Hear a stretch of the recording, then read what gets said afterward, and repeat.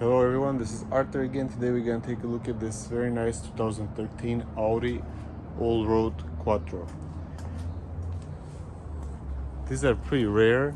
Overall, you don't really see them too often, but I think they look great, especially with this set of wheels and this body cladding that it came on this model. They did a really good job on the design. I think it looks really pretty. Has a higher ground clearance compared to regular Audi 4, and you can tell it's pretty significant difference. Not sure how many inches it is higher, but I think it's more than one. It's probably like 2 inches or so. And all this silver accents go around in the back as well.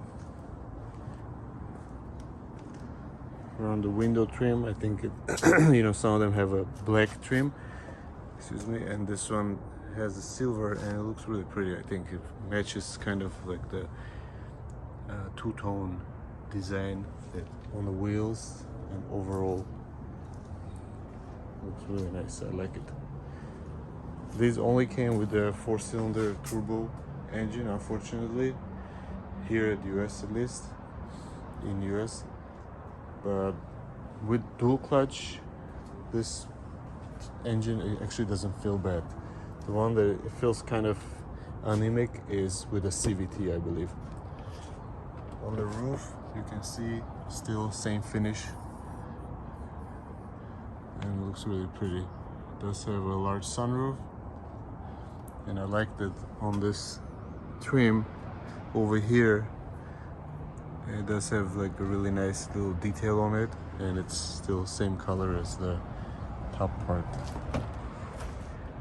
And it continues all the way back, one large piece. Goes, turns around and comes back.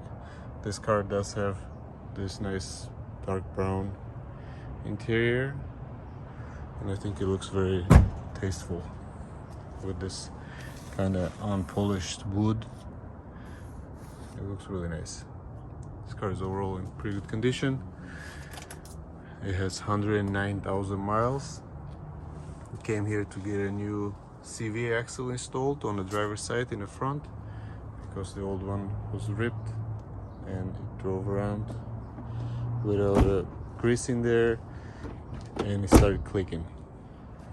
Here's a quick look under the hood. It's the 2-liter TFSI engine. I believe it makes 211 horsepower in this version. And these engines are mostly pretty reliable. They're not bad to work on. They do have some coolant leak issues, mostly from the thermostat and water pump housing. They do have sometimes plugs and coils go out. These engines tend to run really hot, so they do go bad often, and sometimes they have timing chain issues as well. This one so far is doing pretty good.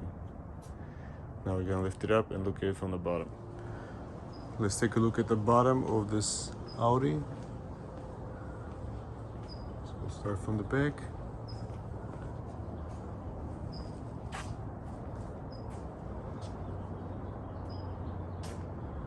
See the dual exhaust. Does have this nice silver finish on the bumper as well. You can see the rear differential.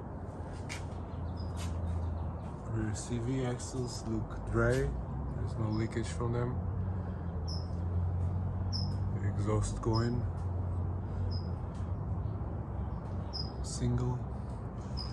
Does have underbody panels, just like most German cars, and there are 2 panels right here, and these are one of those fiber kind of materials that just soak in the spillage, and sometimes you can't tell if they are wet or not unless you touch them. Here's the passenger side CV, which was fine, and here's the driver's side, which is a new one, and the old one was had a torn boot, and it was driven for a while like that, and it started clicking, so it was time to put a new one. Not much going on underneath. There's no obvious leaks or anything. As you can see, the dual clutch transmission, pretty big flex disc right here.